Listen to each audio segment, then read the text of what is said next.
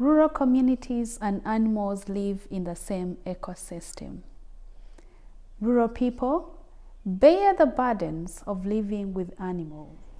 People and animals conflict over space. Ku lunaku olw'omukaaga olwa Ssabbiiti gye twakakuba amabega, omulamuzi wa kkooti ey'oku luguudo lwa Buganda Road Gladys Kamasanyu yalumbibwa bwe yali agenze okuggyayo ebyava mu bigezo by'omwana we ku ssomero lya Green Hill Academy, ng'ono yakubwa ku mutwe era n'addusibwa mu ddwaliro lya IHK okufuna obujjanjabi, kyokka nga we twogerera omulamuzi ono agenda akuba ku matu. Ne bamubbako amasimu handbag omuleka nga atawa nti omulamuzi Gladys asobodde okudda engulu era tali mu mbeera eyeraliikiriza. Omwogezi wa poliisi mu ggwanga Fred Enanga agamba nti obulumbaganyi buno bwandibanga tebwabadde buteeketeeke. Naye nga ekikolwa kino twagenza okukitunulamu nga ku ludda olugazi si kikolwa nti oba bajja bamulondoola oba kigenderere, naye nga bano babbi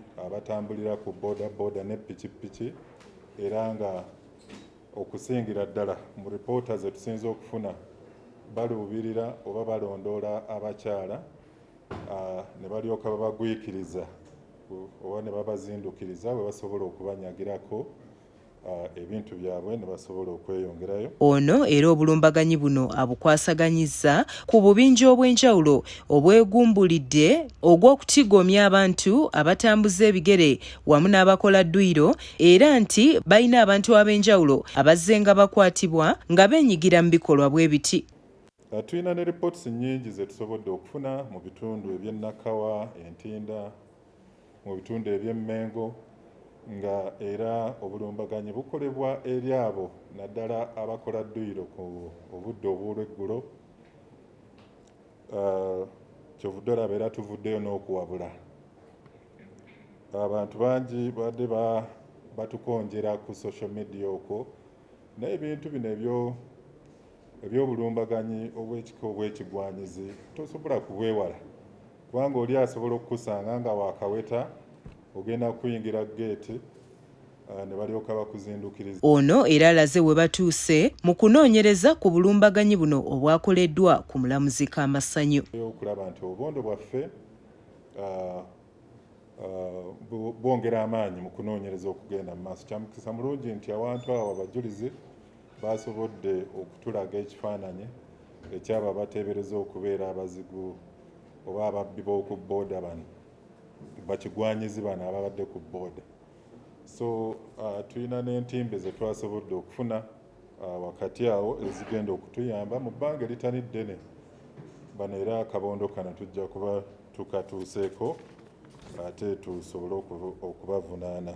Enanga wanera wasinzidde n'alabula abantu okukyusa mu nneeyisa yaabwe nga bakola dduyiro wamu n'abo ababeera batambuza ebigere okubeera obulindaala ku mbeera yonna eyinza okubatuukako. Abantu baffe tulina okubawabula. Osanga abagenda ku dduyiro balina essimu zaabwe bazikwatidde mu ngalo, abalala bazinaanise ku mikono. Oli abakyala babeera ne necklace ez'ebbeeyi, amasaawa, ate n'osanga n'oli nga ye teyeefiirako, yo awulira music nga bw'akola ki, nga bw'adduka teyeetegereza mbeera oba waliwo abamugoberera oba ajja addukira